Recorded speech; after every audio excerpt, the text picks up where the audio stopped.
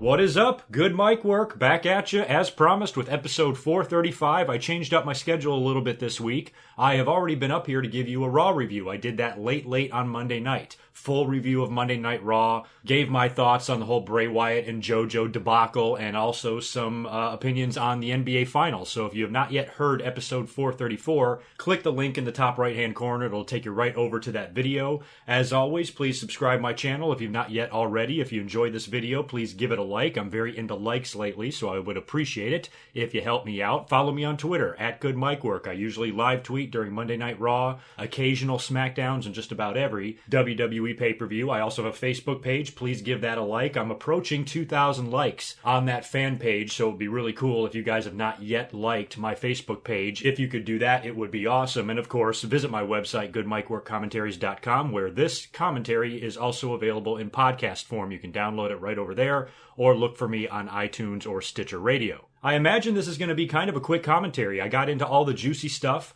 on Monday's episode when I talked about Monday Night Raw and Samoa Joe and Brock Lesnar and SummerSlam and all the different plans surrounding everything going on Raw. We're approaching Money in the Bank here in just a couple of days, and the Go Home SmackDown show wasn't bad. I actually enjoyed it. It had a few interesting things to take place on there, and I thought it was a decent lead-in for this Money in the Bank pay-per-view that I wasn't really looking that terribly forward to, but I think this pay-per-view can surprise a lot of people, and I'm really keeping my fingers crossed that we're going to see a good one. Let's briefly run down the Go Home SmackDown. It's a couple of days old now. I know we're approaching the pay-per-view, so that's the most important thing, but I will at least talk about what we saw. The show opened with the New Day coming out and cutting a promo. They were going to be involved in a big 8-man tag, teaming up with Breezango to take on the Colognes and the Usos. The Usos came out there, started cutting a promo with the New Day. Next thing you know, Breezango and the Colognes were out there as well. The finish saw the New Day and Breezango getting the victory. I believe Xavier Woods scored the pinfall there. And later on, it was kind of funny. They almost spoofed what was going on Monday Night Raw. Later on, they went to the big black and white Fashion Files segment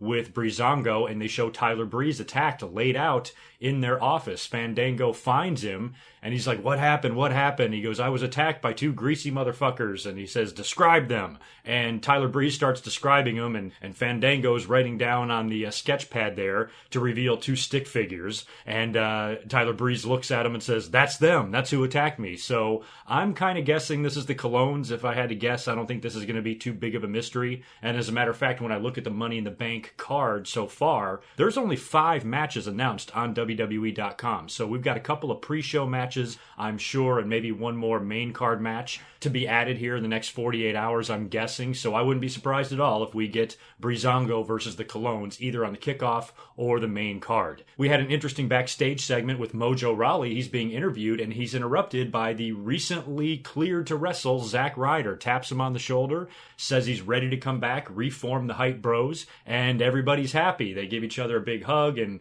kind of catch up on old times, and they walk away, and it looks like it's all happy. I immediately thought, because this is how old I am, I immediately thought to 1989, when Strikeforce had to split up after they won the tag team titles.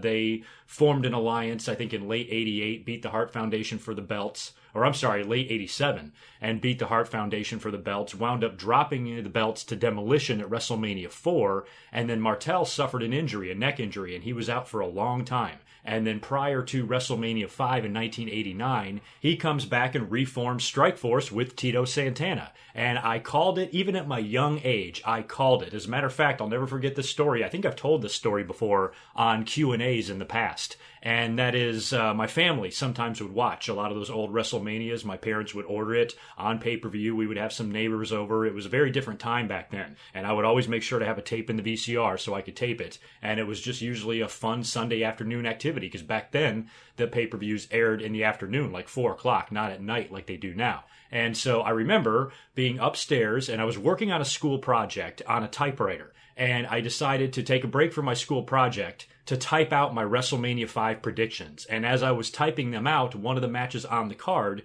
was Strikeforce having their first match since reforming, taking on the Brainbusters. And I typed out Strikeforce versus Brainbusters. Brainbusters win and Strikeforce breaks up. And I put the predictions in an envelope and sealed them and gave them to my dad. And during the pay-per-view, he opens them and starts reading them, and he could not believe that this 13-year-old kid had predicted the split between this tag team, and he kind of looked at me funny. And I'm like, well, Dad, if you follow the storyline and you kind of know how wrestling is and how it works, this is one of the things that I kind of suspected. So I immediately thought of that for some reason. I have no idea why. So I believe that Zack Ryder's return here and him reteaming with Mojo Rawley is going to lead to one of them turning on the other, possibly Mojo. When they cut to him backstage before his interview, the crowd was booing. Half of them was booing. So he's just not really well liked. I've never really liked him. I appreciate and admire his attitude, but I'm not a big Rob Gronkowski fan, and I know they're like BFFs, and I find the guy more annoying than anything else. Nothing against him personally. I admire anybody that busts their ass and has the drive that this guy obviously has. So I'm not shitting on him personally. It's just the Mojo character is not for me. It's not for me at all. And definitely what's not for me is two of these motherfuckers forming a tag team called the Hype Bros.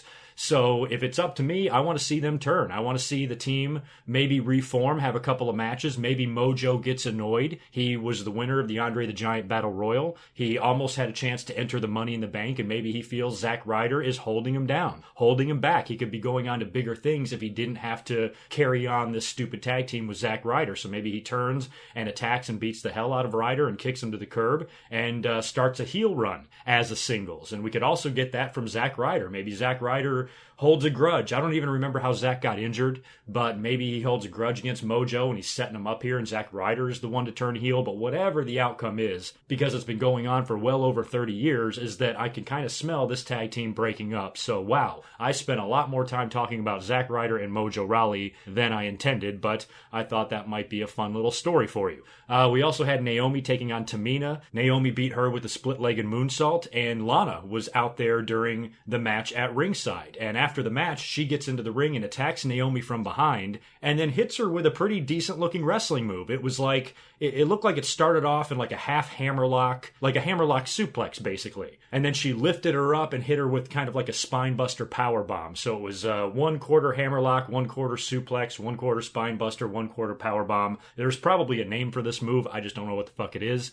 But it was pretty decent. And who knows, maybe Lana's been training her ass off in the Performance Center and she doesn't suck as bad as we think she's going to suck. I'm pretty sure she's going to suck, but maybe not to Eva Marie level. I think she'll be a lot better than Eva Marie, but maybe not as good as someone like Emma. And I'm curious if she's going to wrestle in this fucking evening gown. You notice she's been wearing that every time she's appeared on TV, and now she's attacking Naomi and performing wrestling moves in this thing. I think it would be really funny if she wrestled her matches in an evening gown. And it just goes to show you how determined WWE was to have this gimmick. This is their third go-around with this gimmick. They tried it with Eva Marie, and then she had, what did she get, suspended or something like that? Now she's released, and everybody hated her anyway, so fuck her. They then tried to repackage Emma into Emmalina, giving us like 3.5 years of promos, only to bring her out for 1 week, realize that it's a bunch of shit, and change her back into regular Emma. And now they're doing it with Lana. So WWE is stubborn as hell and absolutely refuses to give up on this gimmick, and they are going to slap it on somebody. So maybe everything happens for a reason, and maybe when you look back and you say, thank God things didn't work out with Eva Marie or Emmalina, because Lana is much better at being this character. She's got a lot to prove, and her having this title match at Money in the Bank makes me extremely nervous. I mean, I wouldn't freak out, and burn down WWE headquarters if she won the SmackDown Women's title or anything, but I would be highly irked by that just because of her lack of ring time and, that she doesn't really deserve it on that level. She's a great character, and I've always liked Lana. And hell, her husband is Rusev. Maybe Rusev has been teaching her a thing or two. Maybe Rusev could appear in that match and help her win. Who knows? I'll get into my predictions on that later on, but the fact that she hit Naomi with a pretty decent-looking wrestling move makes me think that she can actually get a little bit athletic in there, and we'll have to wait and see. We had a Jinder Mahal promo. He's supposed to have a face-to-face promo in the ring with Randy Orton, hyping up their match at Money in the Bank. Something I didn't know until I watched SmackDown is that Money in the Bank is in St. Louis, Randy Orton's hometown. Jinder Mahal made mention that Bob Orton, Randy Orton's father, is going to be sitting at ringside along with a lot of other St. Louis legends and maybe even some more family members of Randy Orton. So to me, I don't know what this means, the fact that they're tying in that hometown story. I don't know if now I may be shifting my prediction to Randy Orton winning back the WWE title, but I've got an idea or two about that I'll share with you here in a minute when when I get into my predictions. But as far as Jinder's promo, he didn't really say that much. Randy Orton took his time coming out to the ring. Jinder is in there saying, hey, I'm making fun of his father and I'm talking shit about his family, and he's still not out here. Finally, Randy Orton's music hits. Jinder Mahal gets ready for the confrontation, sends out the Singh brothers to meet Randy Orton in the aisleway, and as Jinder's standing in the ring waiting for him, Randy Orton literally comes out of nowhere and hits Jinder Mahal from behind with the RKO, almost like a running RKO, the kind you see, on the internet with those RKO out of nowhere videos that we saw everywhere. I mean, Randy Orton kind of hit the RKO in that style. It was pretty damn good. So I thought that segment was okay, and I'll have some ideas on what they can do with these two guys when I talk about my predictions. Charlotte had a match with Natalya. Charlotte beat her with natural selection. And Charlotte is awesome, and it's weird seeing her back as a babyface now. I mean, she came in as one, so I'm not saying it can't work, but I see Natty as somebody that I would really like to see hold the SmackDown Women's title, and I think she could be a really good candidate for the Money in the Bank winner on Sunday. And as far as Charlotte goes, I just feel like she's not as significant as a babyface. I think Charlotte might even need more funny. She might just need a little bit more humor to her. I don't want her to be a joke of a character, but I've compared Charlotte many times to Edge. I've always felt that Charlotte is a female Edge. She can be a good babyface, but she can be an excellent heel, and she's so good on the mic with that cockiness and that self-awareness of how great she is. It reminded me of the rated R superstar, this cocky, gum-chewing, good-looking guy with hot chicks on his arm. And I feel like Charlotte has a little bit of that in her, and I've always thought that she was the female Edge. But one thing that she's missing is maybe just a tiny bit of humor. Like I said, don't be a joke. Look at Kevin Owens. He can have you in stitches laughing your ass off, but he can also be a badass in the ring. And that's the only dimension to Charlotte's personality that I think she's lacking in, is just being a little bit more entertaining at times. She's got that queen mentality. She looks down her nose at everybody, even when she's a babyface. And I think if she just got a little bit more real, maybe cracked a few jokes, maybe smiled every now and then, or said something funny, or did something funny, I don't think it could hurt, and it definitely wouldn't hurt her as a babyface. But in the long run, I think Charlotte is better as a heel. The main event of SmackDown was a big six-man match. It was going to be Sami Zayn and Shinsuke Nakamura and AJ Styles taking on Dolph Ziggler, Baron Corbin, and Kevin Owens. Now, both trios had some funny backstage segments earlier on in the show. Sami Zayn approached AJ Styles and Shinsuke, and of course he's very over the top, very overzealous, very hyper. Oh my god, guys, what are we going to do tonight? He wouldn't shut the fuck up. Every time AJ tried to say something, he'd interrupt him. He just seemed way too into the match and wanted to develop a strategy, and he's ultra positive and just annoying as shit. And then he winds up walking away, and Shinsuke looks at AJ and says, I like him. And the best part is AJ was like, of course you do, which I really liked that line. And then later on, we get the same thing from Owens, Ziggler, and Corbin. They're backstage. None of them really like each other. And Owens is in the middle, and he's trying to be the peacekeeper here. And he basically tells the two guys, look, if we combine our efforts tonight, we might not like each other, but if we unite for one night only, and not only beat these three guys, but fuck them up something good to where they can't compete in the Money in the Bank ladder match, then there's three of us going after that briefcase instead of six. So he's trying to, pull everybody together. It turns out that it will not work out. They go out there and have the six-man match, which wasn't bad. The finish saw Sami Zayn pinning Baron Corbin after he hit his kick in the corner, whatever the hell that thing is called, and gets the pin for the victory. Dolph Ziggler jumps in and immediately attacks Sami Zayn after the match. He and Owens use the ladder on AJ. They also use it on Sami Zayn. And then Baron Corbin comes in and takes out both of his partners, Ziggler and Owens, and grabs the ladder and starts climbing up to grab the briefcase until Shinsuke interrupts him, knocks him off the ladder, and Shinsuke scales the ladder, grabs the briefcase off the hook, and the show goes off the air, teasing that Shinsuke is going to be the guy walking around with that briefcase. So decent ending, I guess, to SmackDown. Not the greatest show, but not one of the worst SmackDowns I've seen in a while either. And I thought all segments had something memorable happen. So I give SmackDown a pretty decent grade. So let's move on now to the Money in the Bank predictions. Like I said, there are only 5 matches announced on WWE.com currently, which I'm sure that's not going to be too many more matches added because both Money in the Bank matches are probably going to take a while. So we'll probably get one kickoff match, maybe one more main card match. And as far as those matches go, I might want to predict something like I said earlier, Breezango versus the Colognes. And maybe the Hype Bros wind up having a match as well. Maybe they take on the Ascension or some jobber tag team and beat the hell out of them. And you can either do the split or the turn between the two of them right away, or you can hold it off and do it at a later time, maybe even on SmackDown. I can see those two matches being added in somewhere.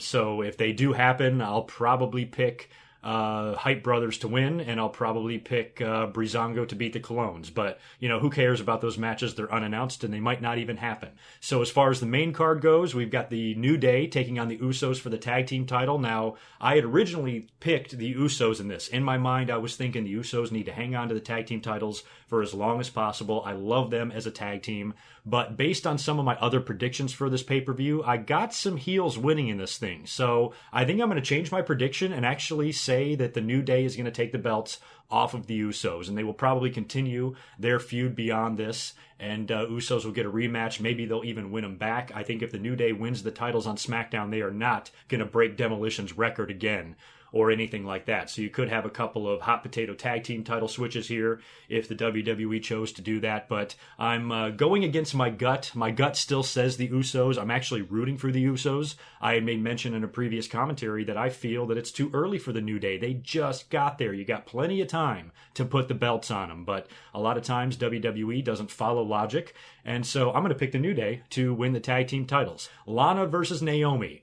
I'll tell you what, they got me thinking that maybe, just maybe, Lana can win that belt and get a whole ton of heat and shock the world. And it would definitely be shocking, and it would definitely be something that the internet would talk about. And I can see WWE doing that for that reason. And it would probably even equal some ratings. I wouldn't be surprised at all if Lana won the title. Fans have got to tune in and see what she does on her first night on SmackDown with that belt and watch her wrestle again. So I'm not completely ruling out Lana to win the women's title, but as much as I think that it would create a lot of buzz, I also think it would create a lot of anger. Not that the WWE gives a shit, like what they do with Roman Reigns, pissing off the fans literally on a weekly basis, and they don't care. So I don't think that they would care by putting the belt on Lana that it would piss off the fans. I don't think they would care at all. But despite all of that potential for buzz and for heat for Lana, I'm still just going to pick Naomi. I think Naomi's going to retain the title. And I just think it's too early for Lana. She's barely wrestled at all. And it would be odd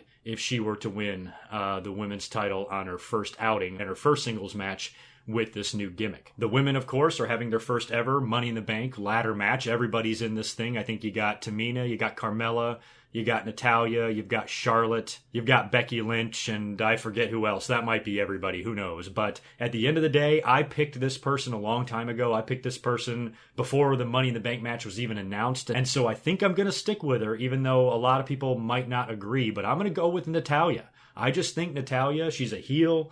She's trying to be a dirty heel. That's what the WWE is making out of her anyway. She comes from a great wrestling family. She hasn't been the champion yet. She's been Divas champion, right? But I don't think she's held either one of the women's titles. And I think she's definitely worthy of it, just given her legacy, how long she's been around. She's one of the veterans in the locker room now. And given the fact that she is a heel, I think heels are better holding the briefcase anyway. And Natty has proved that she can be kind of a cowardly, douchey heel. So if she wins the briefcase, I can see her cashing in at the most opportune time when, the champion is completely destroyed and winning the belt in a cheap way. And then, maybe having a match with Charlotte down the road for the belt where Charlotte takes it off of her. That's kind of where I see it going. As far as the other women, maybe Carmella. I'm not a big fan of Carmella at all, but WWE seems to like her and they do a lot with her.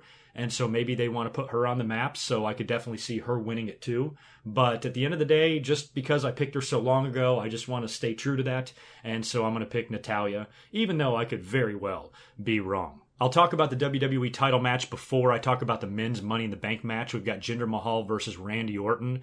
Now, the more I think about this, I'm starting to think that Jinder Mahal might keep the title, but maybe not necessarily win the match. I wasn't expecting Randy Orton to win it back, But then when I thought of all the other potential matches coming up here in the future and what SummerSlam is going to be like and what they might do at Battleground, I thought possibly Randy Orton could take the title back. And they're playing up the fact that it's in his hometown. He's going to have family at ringside. So I think somehow the family gets involved. Maybe not in the ring physically involved, but somehow they're a part of the story. And Jinder Mahal is somehow able to escape with the belt, possibly leading to a third and final match at Battleground between the two. So maybe there's some DQ finish, throw out finish, and look for that, especially if it turns out that this is not the main event. If they decide to have the men's Money in the Bank match close the show and Randy Orton and Jinder Mahal come on earlier, then yeah, I would maybe look for some sort of a really bullshit finish. Maybe Cowboy Bob gets involved, maybe some of Randy Orton's other relatives, or if they are having any St. Louis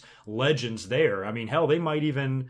I doubt it. He's in too grave a shape, but it would be cool if they could get Harley Race there, just in the front row, maybe as a tribute to him or something like that. Just have him on camera do something, but he could never get physical because he is in a world of shit right now with his 2 broken legs and that horrific accident, and I really hope he's doing okay. But there's a lot of St. Louis people that they could put at ringside for this match, so maybe given all of that drama and all of those extra added pieces to this feud and match, maybe Randy Orton's got him beat, and somehow get screwed out of the title. Whatever they do, I'm not necessarily picking Jinder to win the match. I'm just predicting him to walk out as champion. Randy Orton might win via DQ or whatever, leading to some sort of a stipulation match at the next pay-per-view. So I might go with a finish like that. I just really don't know how they're going to book it. I think they could book it a lot of different ways, but whatever they do, that belt will be around Jinder's waist after Money in the Bank. Now, moving on to the Money in the Bank ladder match between the men. You've got Kevin Owens, you've got Sami Zayn, you've got AJ Styles, Dolph Ziggler, Shinsuke Nakamura, and Baron Corbin. Now, originally, a long time ago, I had predicted Baron Corbin to win the Money in the Bank. A lot of people, I think, are still predicting him to win the Money in the Bank. And a lot of good reasons for that. Number one, I talked about earlier, I think heels are better briefcase holders than babyfaces because they can cash them in, in cheap ways. Babyfaces can too. I think CM Punk was a face when he cashed in on JBL or Edge, or I forgot who he cashed in on, but I'm pretty sure he was a babyface during that first cash in. So I'm not saying a babyface can't hold the briefcase, but I think a heel is a little bit more entertaining. So I thought at first Baron Corbin would be the perfect guy. WWE seems to like him. They put him in main event matches. He's semi-main event on the card as it is, and he's involved in a lot of main events on SmackDown. He's had some losses here or there, and maybe this is a good way to make him a contender by giving him the briefcase. But the more I think about it, I'm starting to think that he's not going to win it now. I would love to see AJ win it because I really want AJ Styles to be in the title picture. I really want him to get that belt back again. I still think he will in the future. It's just they've got other plans right now. So I would love to see him have a United States title run or United States title feud with Kevin Owens. I would like to see that happen, even though it seems like Kevin Owens and Shinsuke have been battling in most weeks on SmackDown. So when I think about everybody, any of them could win it, really. Maybe not Dolph. I would love to see Dolph win it. I would love to see Sami Zayn win it. If you're going to put it on a babyface, Sami Zayn is so out there and so quirky. He would be a pretty funny babyface briefcase holder, but I think I'm still going to go heel, and my prediction might surprise a lot of you. I'm going with Kevin Owens. I'm going with the United States champion. For some reason, I think Kevin Owens, of everybody involved in this match, would be the most entertaining briefcase holder. He's already hilarious as shit as it is, and you notice he's wearing the suit now. He's the face of America. So imagine him coming down to the ring every week wearing the full suit, the belt over his shoulder, and carrying a briefcase. It would look great. And he would talk so much shit. He's like, I've already got this one belt. I'm in no rush to cash this thing in. I think Kevin Owens would do a great job teasing the fans. I can see him fucking with us constantly in his tweets on social media, running out to the ring during title matches only to do nothing. I just think he would be really fun watching hold that briefcase, and I think he would have a lot of fun trolling the fans and making us wait and making us guess. And given his personality, I just think he would be the most entertaining briefcase holder of all of those participants. And I'm really fine with whoever wins. I mean, Shinsuke would be great. I'd love to see him be world champion. AJ would be great. Sammy would be great. I wouldn't even complain about Dolph Ziggler. And of course, Baron Corbin, I think it would be great for his career. But at the end of the day, the one that I want to see hold the briefcase would be Kevin Owens. And I wouldn't even be surprised if Owens won, if they wound up doing the thing where he lost his United States title at a pay-per-view, but cashed in and won the world title later on that night. They could do something like that at SummerSlam. You could have Kevin Owens versus AJ Styles for the United States title, maybe in the opening match. And AJ beats him clean, wins the U.S. title to open SummerSlam. And then later on, in whatever world title match you have, maybe it's the blow-off between Randy Orton and Jinder, and Jinder winds up winning, and Kevin Owens goes in there and cashes in the briefcase on Jinder Mahal, setting up a Face of America versus Face of India feud. And it would be a heel feud, or would it? You know, could Kevin Owens possibly turn babyface in the process of all of this, especially if Jinder comes out on top of his feud with Randy Orton and the fans are just sick of him, and then Kevin Owens comes out there and cashes in the briefcase and he's an instant babyface? He might not even have to change up his character too much. He can still be same old Kevin Owens. He can still rag on all the announcers. He can still be sarcastic as hell, and I think he can remain a babyface and the fans would love him. And I did read the news that Chris Jericho, according to a couple of websites, is actually going to be out of action longer than expected. So when he comes back, you now have more time. So, you know, maybe they were originally waiting for him to return so he can confront this evil heel Kevin Owens that not only, you know, injured him and put him on the shelf and then has been mocking him every week with Kevin Owens highlight reel. But if Jericho's going to be gone a few more months, now you got some more ideas. You got some more things you can play with. Maybe you can somehow turn Kevin Owens into a babyface. So that might not be so bad either. But, you know, at the end of the day, Owens is a pretty fun heel to watch. And I think if he winds up winning the briefcase, it sets up all sorts of different possibilities for cash-ins. And, you know, last year we didn't really get any fun with the briefcase because Dean Ambrose won it and he cashed it in on the same night.